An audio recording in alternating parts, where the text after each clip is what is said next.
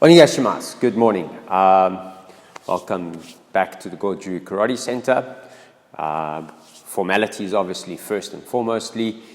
We'd like to thank everybody for their comments and responses to our last couple of videos. Please remember to like and subscribe. Leave a comment. We'll try to get back to you with a reply as soon as possible. And where possible, we will, somewhere in the future, try and do a video on whatever you're looking for.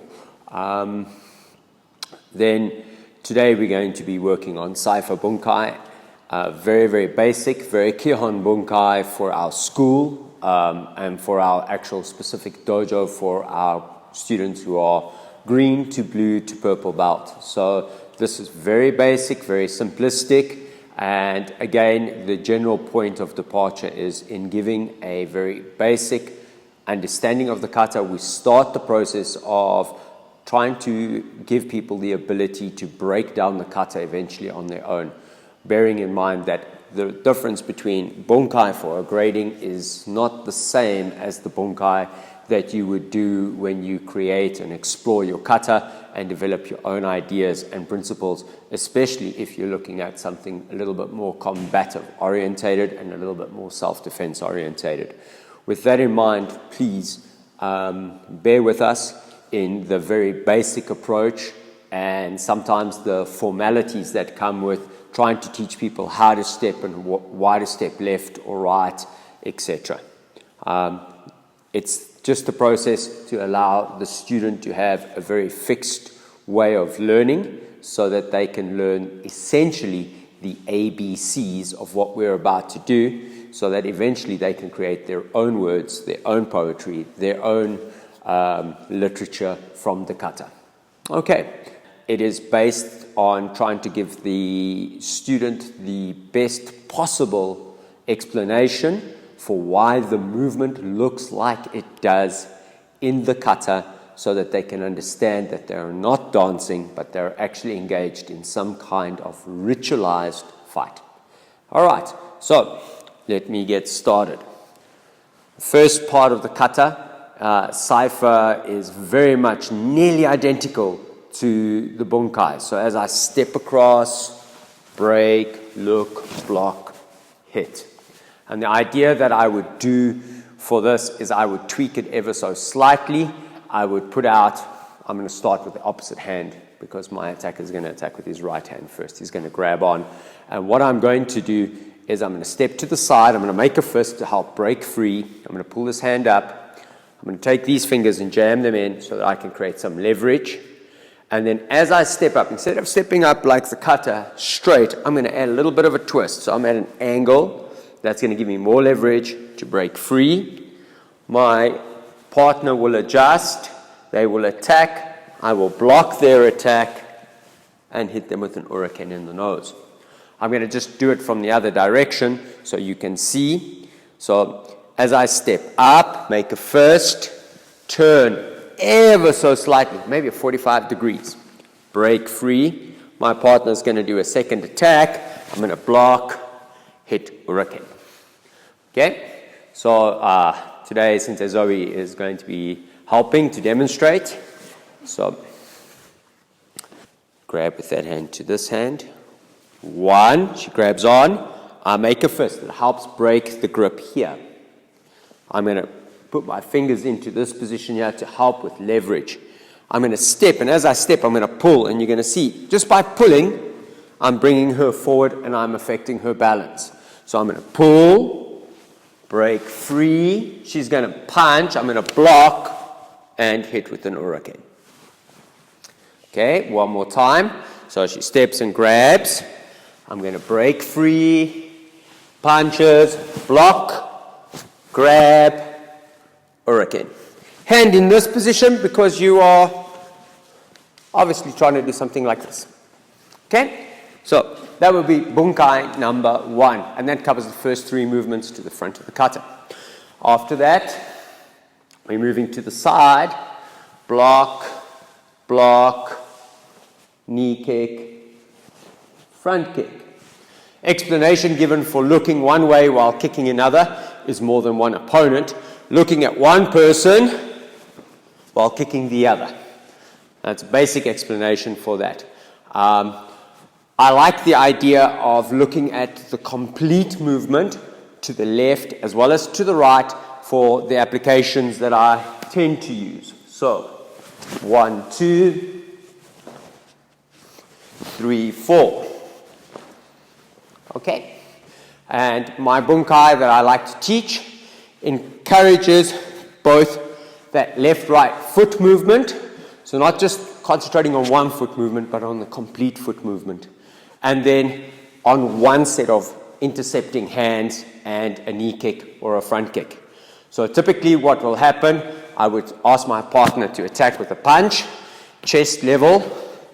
If I'm on the same foot line that they're on, I'm going to bring my foot in to break the line ever so slightly. If you feel you need to take a little step, note, a little step, to break the line a little bit further, then you're getting off that line, you're going to block, and you're going to catch.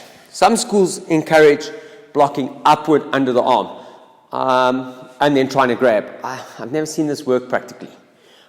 It's a very good idea to push the arm above and to change the arm's trajectory, but I want to catch onto my opponent. So I'm going to scoop, I'm going to concentrate on my thumb, and what you don't see in the kata is the hand turning over. So I'm going to scoop and grab on. I'm now going to be in line with their leg for a second kick, or possibly for a low punch. And as that kick happens, I'm going to have the opposite stepping where I move to the side, and I'm going to block, and I'm going to catch onto the leg. And then I'm going to lift my knee up into the groin. And if I'm far enough away, if I'm maybe grabbing a wrist and an ankle, I might be executing a kick, or more likely, a kick that is rising. Okay, so let's have a look at it with the partner, since Zoe is coming back into frame. Right leg back. So when the attack comes, I'm going to break the line ever so slightly. So as the attack comes, there's a chew-down attack, break the line, block, and grab on. I like grabbing the gi. Now, I'm perfectly in line now for either a punch or a kick, and in this case, we're going to, because it's prearranged, work off of the kick. So as the kick comes, I'm going to move in and knee because of my distance. Please note that my hand has come around, blocked, and caught on underneath the leg of my partner, my opponent, for safety as well as for quality of explanation in terms of testing. All right? And the hand has caught on here so that my partner is not flailing too much. Eventually, my partner should be able to take a certain amount of balance from my position and my structure, and I can execute knee kick or front kick. Okay? So, one more time. The attack comes to the chest, slightly inward, grab, front kick, catch, knee kick. Okay? And back. Right. 1, 2, 3, 4. As well as 5, 6, 7. Do it from the side angle. 1, 2, 3, 4, 5, 6. Very, very simple bunkai for this. It doesn't bring into account the turn. I will do an extra bunkai to talk about the turn. And it's quite simple. I'm going to defend attack to the chest. I'm going to move 45 degrees, block, double punch, attack the neck, and then down onto the collarbones, bringing my opponent down. They will attack the leg, and I will hit the ears. I like open hands. Some schools like closed hands. All right? And very basic, and we're stopping there. So watch again. I move to the inside of the attack. I block. Can maybe grab on, pull a little bit, double punch or double punch, pull down, hit, or hit. Okay, let's go. Let's show you what it looks like with the partner. So, Move a little bit back. Punches. Jordan. 1, 2, 3, 4. Now, if you are a very, very serious martial artist and you look at this and you go, that's not really going to work so well to be punching straight for the collarbones. Might hurt a little bit. I'm going to show you the other variant that I like to teach, which is 1, 2, 3. Hitting into the neck like a pincer. This way. 1, and then straight into the collarbones and smack on the ears. You can take the bunkai further from here. The students of Sensei Chinen will immediately want to twist their hands and turn their opponent around so that they're on their back. And that is an explanation for the turning motion. So that's a good bunkai, and if you're from the Jundokan International lineage and line, that makes perfect sense if you were training with Sensei Chinen, because that's what he taught. Okay, so very, very basic. Our second bunkai from there is a different variation on how to deal with the turn. So I'm going to stand, and it doesn't matter which shoulder they attack with which hand. I will always turn towards the shoulder that they've attacked. So if it's onto my left shoulder, I will turn towards my left shoulder. If it is on my right shoulder, I turn towards my right shoulder. From another angle, turn. Then I'm going to, as I turn, bring across a hand, whether it is this way or this way, doesn't really matter. I'm going to bring this hand up, either this way or this way. Again, it doesn't matter. Depending on the school, you do what your sensei says. So 1, 2, I like open hand because I want to pull. And instead of doing double punch, I'm going to do a single punch. So I'm going to invariably end up in a position like this. I'm then going to grab the hair, pull my opponent down, and attack with hammer fist underneath their head. So, person is attacking onto the shoulder. I'm going to block their attacking hand that they've grabbed on with. They're going to do a second punch. I'm going to block and grab onto that punch, hit for the throw it. I might step in based on distance, pull down from their hair, and attack the throw it. Okay, let's have a look how it looks. So, 1, 2, 3, 4. Attack the hair, 5, and 6. Okay, one more time. 1, 2, 3. 4. Normally, when you do this, you can be kind of rough. I'm being gentle. Otherwise, since Zoe is not going to be very nice to me outside of the dojo. Pull down and smash. Okay? When you get up, always try and maintain some degree of continuous awareness, some zanchin. And zanchin in kata is sometimes referred to as shakugan, as a constant awareness where the eyes are fighting from. But when you get up, it is a constant awareness watching your opponent, hands up. Don't just get up casually. Hey. So, we're covered these movements plus the turn. Next part of the kata.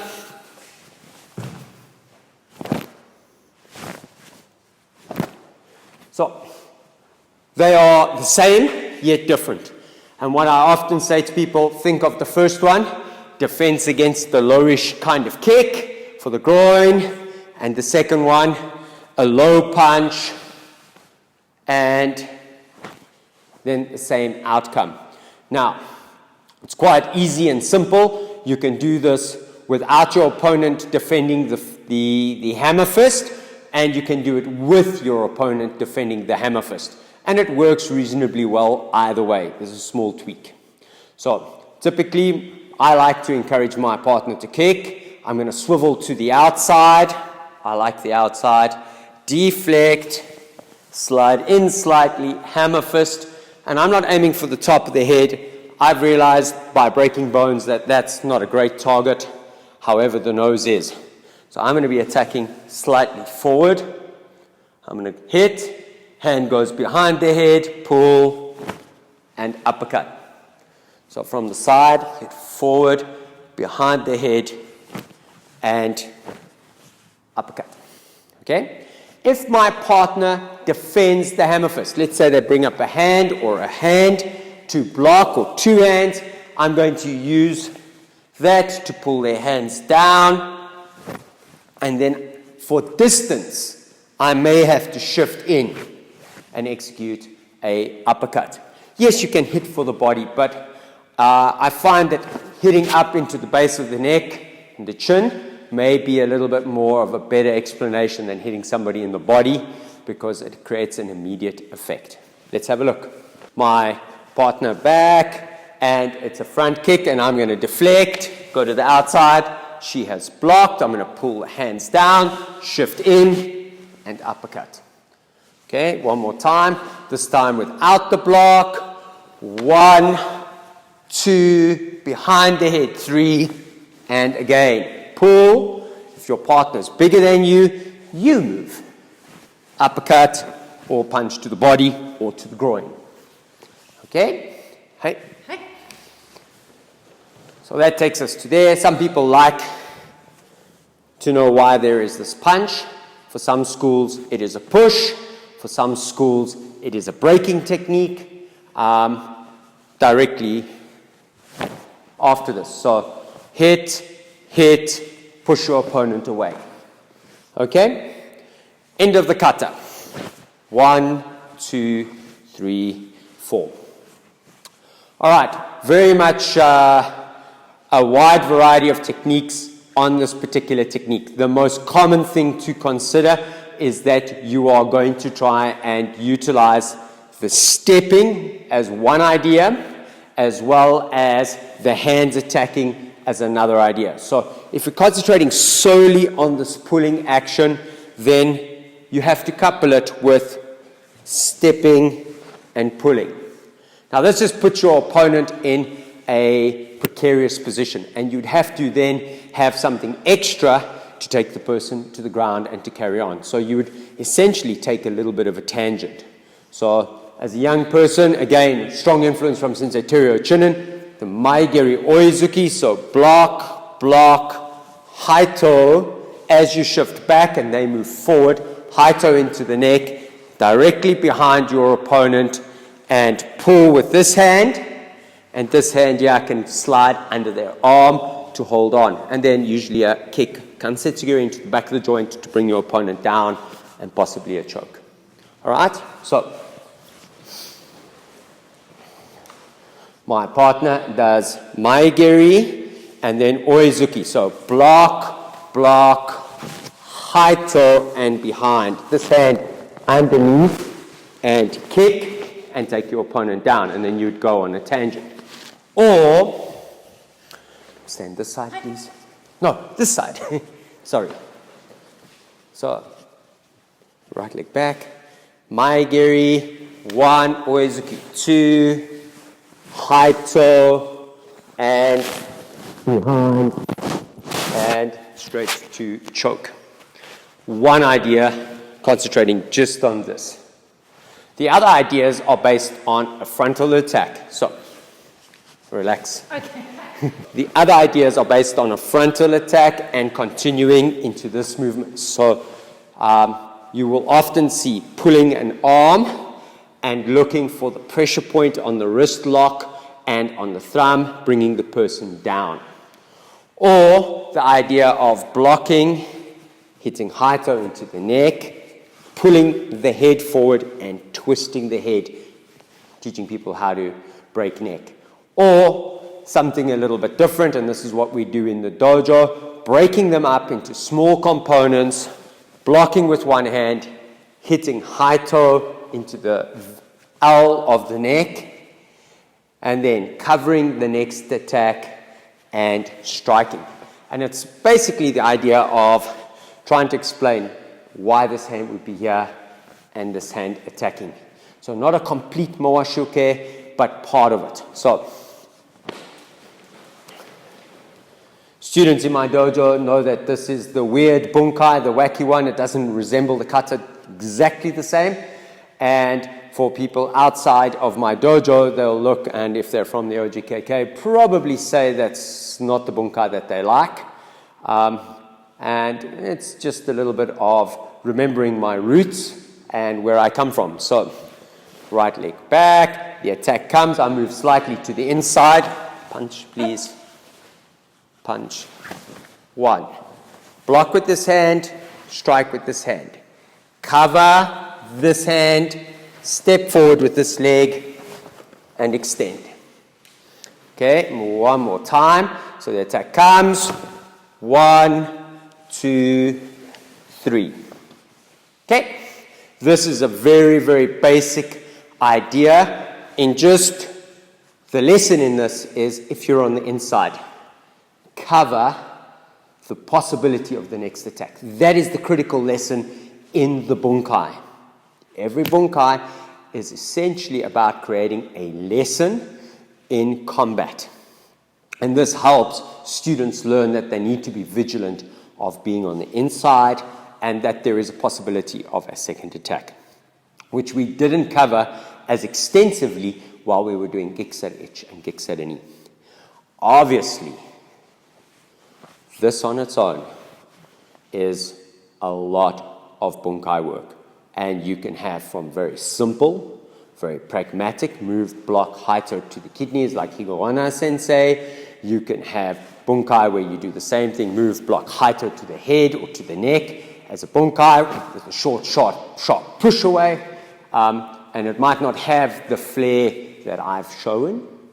And it just depends on what your dojo and your sensei asks you to do. But there is, as always, a lot of variety with bunkai.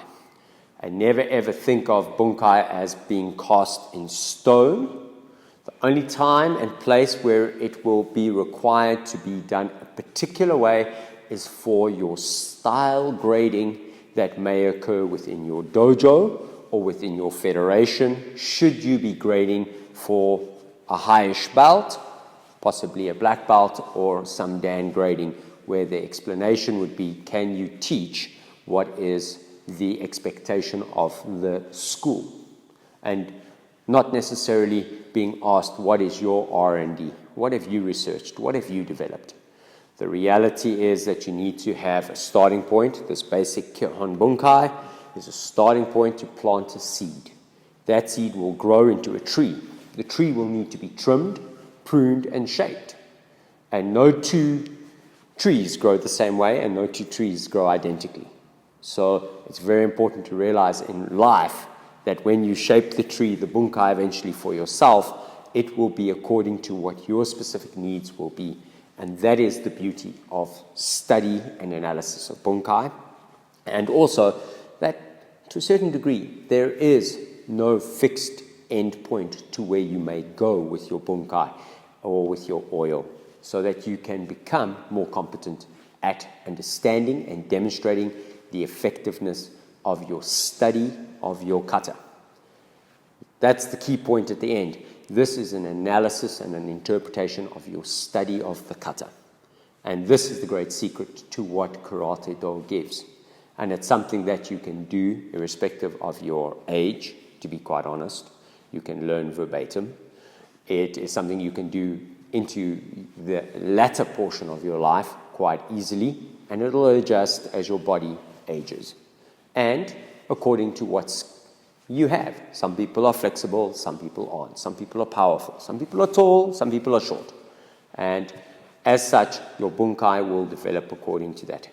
The skill is whether or not you can adapt your bunkai, knowing it for yourself, relative to whether you're working with a small partner, a tall partner, a strong partner, an agile partner, etc. And then, obviously, for my friends who do more functional karate, for a partner that is giving resistance, who's not standing there and letting you do what you want, then you need to have the add-ons. You can't have those add-ons if you don't have a basic platform to work off of.